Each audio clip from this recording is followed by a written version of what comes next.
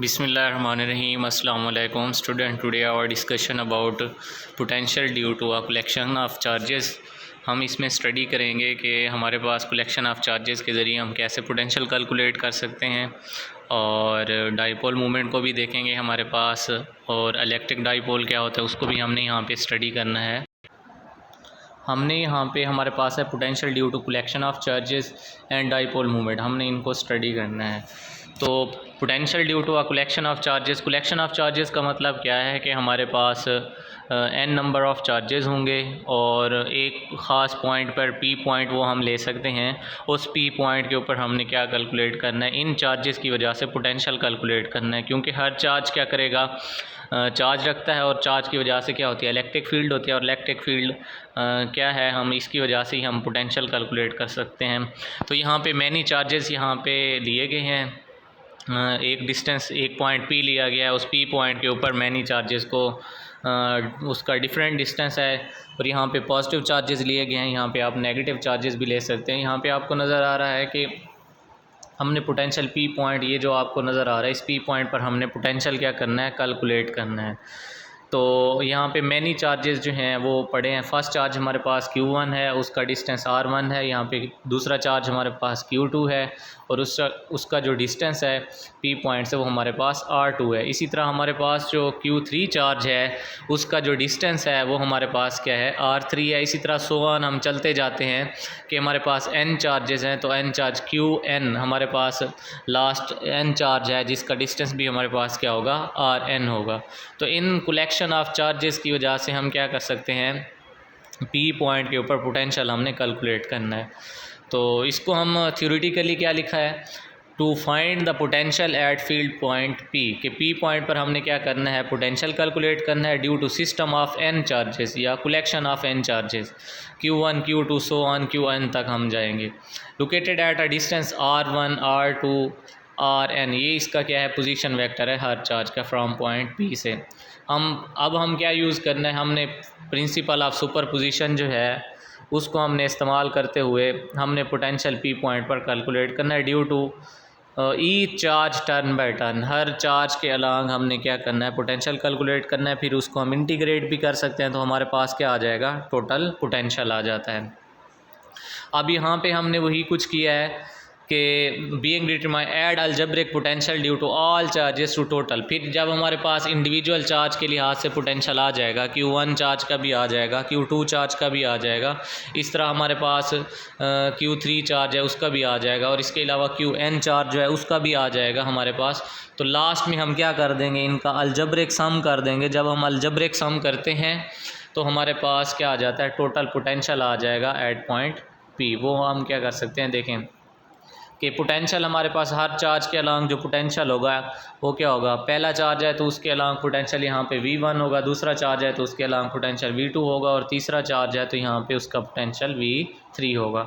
इसी तरह हमने कहाँ तक जाना है, Vn पोटेंशियल कैलकुलेट करना है, और लास्ट में इन सब को क्या कर देना है, ऐड कर देना है, तो हमारे पास क्या आ जाएगा, कलेक्शन ऑफ चार्जेस की वजह से पोटेंशियल आ जाता है एट पॉइंट P। तो यहाँ पे इन सारे जो पोटेंशियल्स हैं इनको हम ऐड करते हैं। पहले हमने यहाँ पे इंडिविजुअल कैलकुलेट किया है Vn तक, यहाँ पे तमाम चार्जेस की वजह से जो पोटेंशियल है उसको जब हम ऐड करते हैं, V is equal to V1 plus V2 plus so on plus Vn तक, तो हमारे पास क्या आ जाता है, V is equal to 1/4πε0 Q1/R1 plus 1/4πε0। ये एक चार्ज की वजह से होता है, तो हम इंडिविजुअल चार्ज की वजह से हम यहाँ पे पुट कर रहे हैं कि 1/4πε0, ये तो कांस्टेंट है, चार्ज Q1 है तो उसका पोटेंशियल भी V1 होगा, और डिस्टेंस उसका क्या है, R1 है। इसी तरह हमारे पास प्लस 1/4πε0 दूसरा चार्ज है तो उसकी वजह से क्या होगा, पोटेंशियल V2 होगा, और चार्ज आपके पास Q2 होगा, और डिस्टेंस उसका क्या होगा, R2 होगा। सो ऑन प्लस चलते जाएं ऐसे, और लास्ट में यहाँ पर भी आपने प्लस का साइन लाजमी डालना है, और यहाँ पर भी प्लस का साइन। ये इंडिकेट करता है कि और टर्म्स की बाकी वाली जो टर्म्स हैं, बाकी वाला जो पोटेंशियल वो भी इसमें ऐड अप हो रहा है, और कहाँ तक जा रहा है, लास्ट में आपके पास n तक। तो प्लस आपके पास क्या आ जाता है, 1/4πε0 Qn/Rn आ जाता है यहाँ पे, तो हमारे पास जो पोटेंशियल, अब इस पूरी इक्वेशंस के अंदर देखें, इस इक्वेशन के अंदर तो हमारे पास क्या आ जाता है, जो पोटेंशियल है इसके अंदर 1/4 pi epsilon not. Epsilon not क्या है हमारे पास, वो परमिटिविटी ऑफ फ्री स्पेस है, वो भी इसमें क्या हो रही है, इन्वॉल्व हो रही है। जब ये इन्वॉल्व हो रही है तो ये आपके पास पूरा फैक्टर देखें हर एक क्वांटिटी में आ रहा है, ये वाला आपके पास, ये वाला इधर भी आ रहा है, ये वाला फैक्टर इधर भी आ रहा है। तो इस पूरे फैक्टर्स को हमने क्या ले लिया है, कॉमन ले लिया, बाहर ले लिया, तो हमारे पास क्या आ जाएगा, v is equal to 1/4 pi epsilon not Q1/R1 plus Q2/R2 plus so on Qn/Rn। तो यहाँ पे हम क्या करते हैं, इसको सिमेशन कर देते हैं, तो हमारे पास क्या आ जाता है, टोटल पोटेंशियल आ जाता है ड्यू टू मैनी चार्जेस, या आपके पास आ जाता है due to collection of charges की वजह से। v is equal to 1/4 pi epsilon not, हमारे पास n 1 से n तक है Qi/Ri। Similarly potential due to volume charge distribution, अगर आपने वॉल्यूम चार्ज डिस्ट्रीब्यूशन के लिहाज से आपने क्या करना है, कैलकुलेट के कोई वॉल्यूम है उसके ऊपर आपने चार्ज की डिस्ट्रीब्यूशन की हुई है, वो चार्ज आपके पास पॉजिटिव चार्ज है, वो आपके पास नेगेटिव चार्ज है, तो उसके लिहाज से जो पोटेंशियल ड्यू टू उसके ऊपर भी मैनी चार्जेस की वजह से जो बहुत सारे चार्जेस हैं उस वॉल्यूम के ऊपर, कलेक्शन ऑफ चार्जेस हैं, उनकी वजह से जो वॉल्यूम डिस्ट्रीब्यूशन है, वॉल्यूम चार्ज डिस्ट्रीब्यूशन, उसके लिहाज से जो पोटेंशियल आएगा उसकी इक्वेशन हमारे पास यहाँ पे आ जाती है 1/4 पाई एप्सिलॉन नॉट, यहाँ पे रो और dv/r आ जाता है। क्यों, यहाँ पे वॉल्यूम है, वॉल्यूम के लिए हम क्या लेते हैं, डेंसिटी, और उसका वॉल्यूम, तो r हमारे पास ये भी आ सकता है। तो जो भी आपने जिस शेप का भी वो बॉक्स लिया हुआ, जिस चीज़ को भी आपने लिया है, तो उसके लिए ये हमारे पास आ जाता है, ये उसकी इक्वेशन है। इसके साथ हमारे पास नेक्स्ट नंबर पे आ जाता है, अगर potential due to collection of charges है सरफेस चार्ज डिस्ट्रीब्यूशन के लिए। सरफेस चार्ज देखें, वॉल्यूम चार्ज डिस्ट्रीब्यूशन थी तो उसमें सर्फ क्या होती है, वॉल्यूम डेंसिटी होती है रो, और क्या होता है आपके पास, वॉल्यूम होता है। इसी तरह अगर सरफेस आप ले रहे हैं, सरफेस चार्ज डिस्ट्रीब्यूशन ले रहे हैं, तो उसमें क्या होगी आपके पास, सरफेस डेंसिटी होती है, और उसके साथ साथ आपके पास क्या होता है, सरफेस एरिया होता है। तो यहाँ पर भी आपको यही नज़र आ रहा है कि ये चीज़ तो कांस्टेंट है, सरफेस इंटेग्रल है, पूरी सरफेस का हम कैलकुलेट करना चाहते हैं मैनी चार्जेस की वजह से पोटेंशियल, तो इसलिए हमने इसको इंटीग्रेट कर दिया, और हमारे पास क्या आ जाता है, सिग्मा dA/, क्या आ जाता है, r यहाँ पे आ जाता है। इसी तरह आपके पास potential due to line charge, potential due to line charge भी हम क्या कर सकते हैं, कैलकुलेट कर सकते हैं। तो ये तमाम इक्वेशंस आपस में क्या किया गया है, इनके अंदर कंपैरिजन किया गया है। तो हमारे पास लाइन चार्ज की वजह, डिस्ट्रीब्यूशन की वजह से जो होगा वो हमारे पास होगा 1/4 पाई एप्सिलॉन नॉट और 0 से L, क्योंकि जो आप लाइन चार्ज लेंगे तो उसकी लेंथ कहाँ से स्टार्ट होगी, 0 से L लेंथ तक। वो L आपके पास 5 मीटर भी हो सकता है, 3 मीटर भी हो सकता है, वो आपकी चॉइस पे डिपेंड करता है। तो हमारे पास इंटीग्रेशन कहाँ से होगी, 0 से L तक, लैम्डा ds, और आपके पास क्या आ जाता है, r आ जाता है। इसी तरह अब हमारे पास है potential due to electric dipole, के पोटेंशियल जो हमारा होता है वो इलेक्ट्रिक डाइपोल की वजह से कैसे होता है, उसको कैसे कैलकुलेट करते हैं। तो सबसे पहले हम क्या देखते हैं, हमारे पास इलेक्ट्रिक डाइपोल क्या होता है, हमें इलेक्ट्रिक डाइपोल की डेफिनेशन का भी पता होना चाहिए, और इलेक्ट्रिक डाइपोल मूवमेंट क्या होता है वो भी हमें पता होना चाहिए।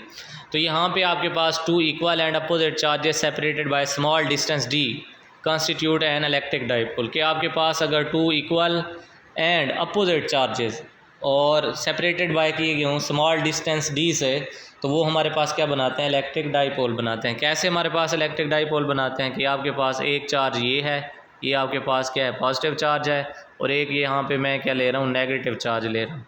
तो इन दोनों के दरमियान ये जो डिस्टेंस होगा, ये वाला, ये स्मॉल आपके पास क्या है, d है, ये स्मॉल d जो डिस्टेंस है, तो इसको हम क्या कहते हैं, इलेक्ट्रिक डाइपोल बनाते हैं। ये देखें, ये आपके पास नेगेटिव चार्ज है, ये पॉजिटिव चार्ज है, उनके दरमियान इनको सेपरेट किससे किया गया है, ये स्मॉल डिस्टेंस से किया गया है। स्मॉल डिस्टेंस आपके पास क्या है, ये वाला d है, तो इसको हम क्या कहते हैं, इलेक्ट्रिक डाइपोल कहते हैं। इसके बाद हमारे पास आता है कि इलेक्ट्रिक डाइपोल मूवमेंट क्या होता है और इसको कैसे कैलकुलेट करते हैं, इसकी इक्वेशन क्या होती है इलेक्ट्रिक डाइपोल मूवमेंट की, क्या ये वेक्टर क्वांटिटी है या हमारे पास स्केलर क्वांटिटी है, और इलेक्ट्रिक डाइपोल मूवमेंट की डायरेक्शन कैसे होती है और इसको प्रोड्यूस कैसे किया जा सकता है, ये हम चीज़ें देखते हैं।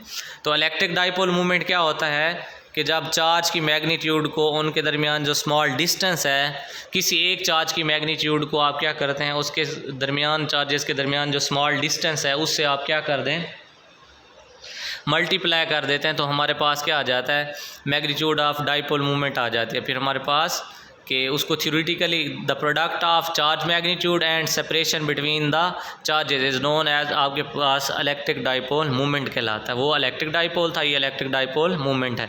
और इसको किस से रिप्रेजेंट किया जाता है, पी से रिप्रेजेंट किया जाता है, जो कि एक वेक्टर क्वांटिटी है।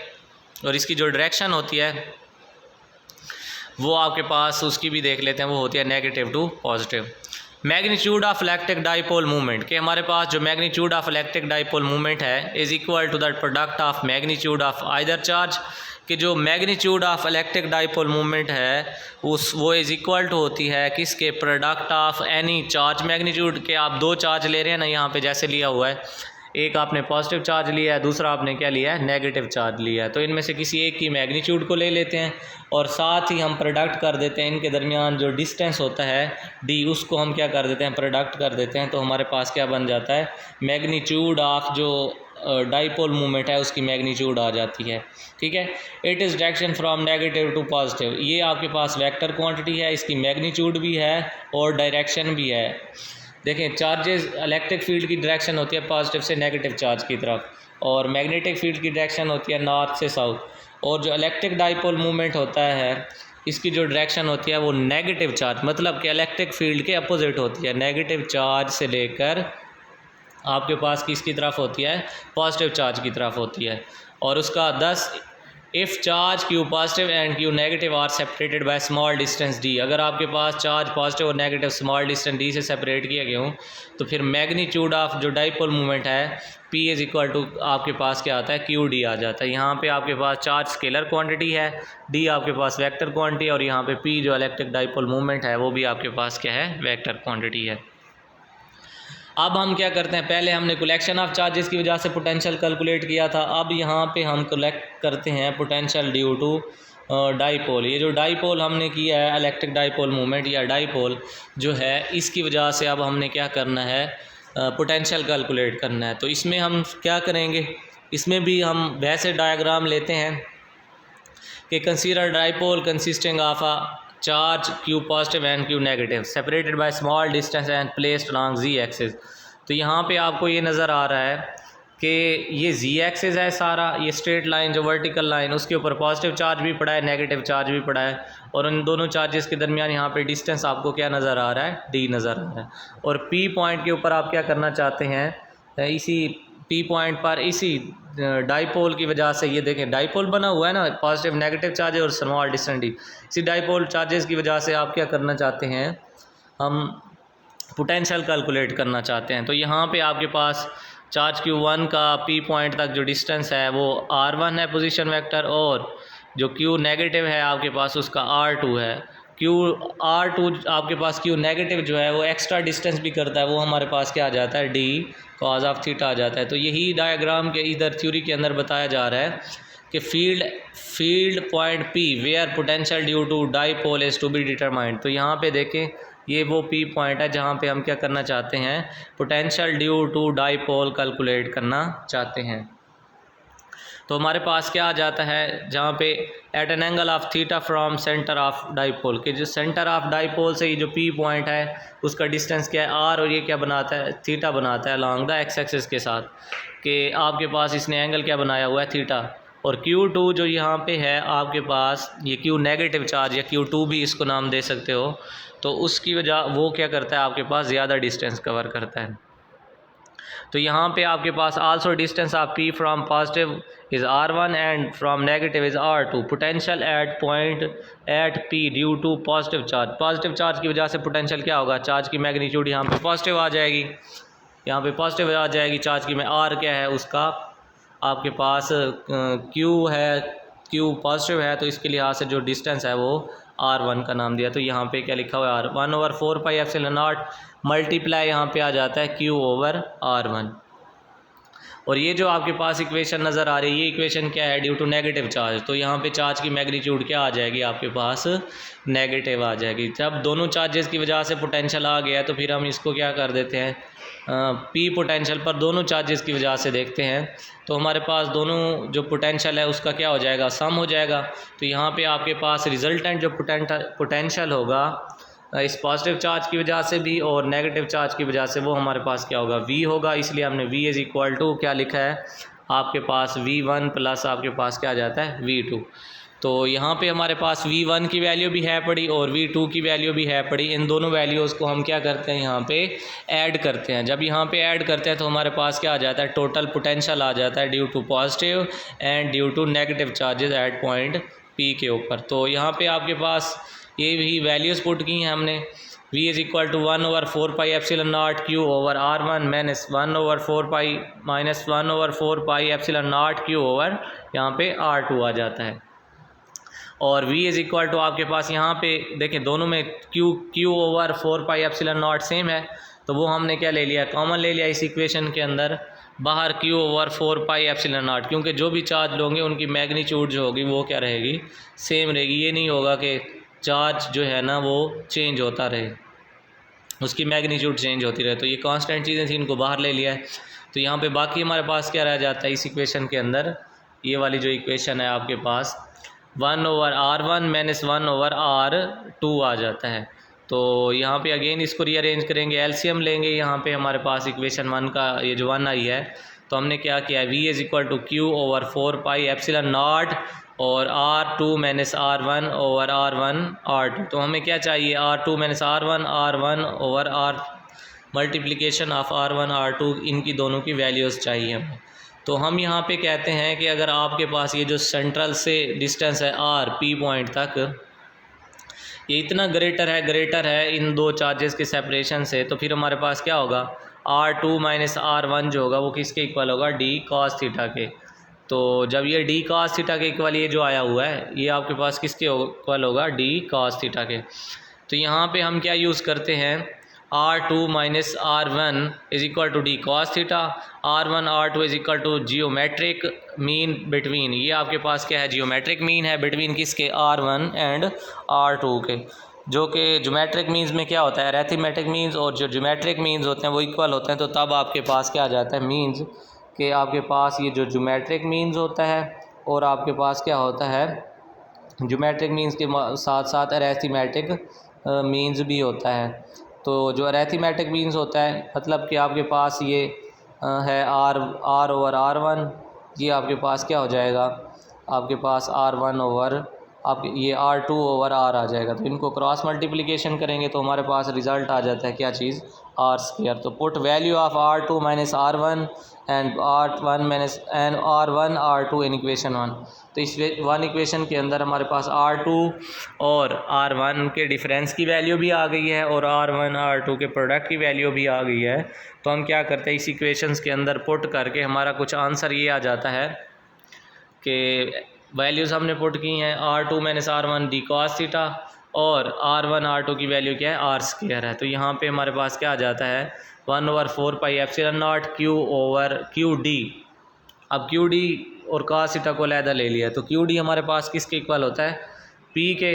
तो v is equal to 1/4 pi epsilon not multiplied p cos r square आ जाता है। अगर इसको वेक्टर फॉर्म में लिखना है तो यूनिट वेक्टर से क्या कर देते हैं, मल्टीप्लाई कर देते हैं। तो हमारे पास क्या आ जाता है, P R unit vector over आपके पास क्या आ जाता है, आर स्क्वायर आ जाता है। तो ये इसकी क्या है, पोटेंशियल हमने कैलकुलेट किया है ड्यू टू आपके पास डाइपोल, इलेक्ट्रिक डाइपोल है उसकी वजह से। तो वो किस पे डिपेंड करता है, आपके पास इलेक्ट्रिक डाइपोल मूवमेंट के और जो पोजीशन होती है उसके ऊपर डिपेंड करता है। तो ये हमारे पास है आपके पास पोटेंशियल ड्यू टू आपके पास इलेक्ट्रिक डाइपोल। इसके बाद हमारे पास आ जाता है electric field due to dipole. अब हम क्या करते हैं, इलेक्ट्रिक फील्ड को भी कैलकुलेट करते हैं ड्यू टू जो हमारे पास डाइपोल है। तो यही रूल इक्वेशन हम 1 को यूज़ करते हैं, उसमें क्या है हमारे पास radial component of electric field E R is equal to होता है कि हमारे पास क्या कि electric field is equal to the potential और आपके पास डिस्टेंस, पोटेंशियल ग्रेडियंट के लिहाज से देखें तो यहाँ पे हमारे पास v की वैल्यू ऊपर आ गई है। इसी को हम क्या करेंगे, पार्शियल डिफरेंशिएट करते हैं तो हमारे पास रेडियल कंपोनेंट क्या आ जाता है इलेक्ट्रिक फील्ड का 1। यहाँ पे हमारे पास आ जाता है रेडियल कंपोनेंट के अंदर के E R is equal to minus आपके पास पार्शियल ओवर पार्शियल आर, और यहाँ पे हमने v की वैल्यू पुट किया तो हमारे पास कुछ ये चीज़ आ जाती है जिसमें इसका डिफरेंशिएट हमने लिया है पार्शियल आर के लिहाज से। तो हमारे पास ये इक्वेशन बनी है जिसको हम ऐसे भी रीराइट कर सकते हैं, यूनिट वेक्टर से मल्टीप्लाई कर दें तो ये वेक्टर फॉर्म में बन जाती है। इसी तरह ट्रांसफ़र कंपोनेंट, ये तो रेडियल कंपोनेंट था, ट्रांसफ़र कंपोनेंट भी ये होता है। इसमें भी आप क्या करेंगे, वी की वैल्यू पुट करेंगे तो हमारे पास ये क्या आ जाता है, आर जो होता है E R radial component electric field का, और यहाँ पे ई थीटा आपके पास क्या है, ये ट्रांसफ़र कंपोनेंट है। तो ये हमने क्या किया है, कैलकुलेट किया है। ये हमारे पास क्या आ जाता है, इलेक्ट्रिक फील्ड भी हमने, पोटेंशियल भी कलेक्शन ऑफ चार्जेस की वजह से और इलेक्ट्रिक डाइपोल की वजह से कैलकुलेट किया है। आई होप कि आपको लिटिल बिट इसकी समझ आ गई होगी। इंशाल्लाह हम जो है ना जूम मीटिंग के अंदर इसको डिस्कस करेंगे। ओके जी, अल्लाह हाफिज़।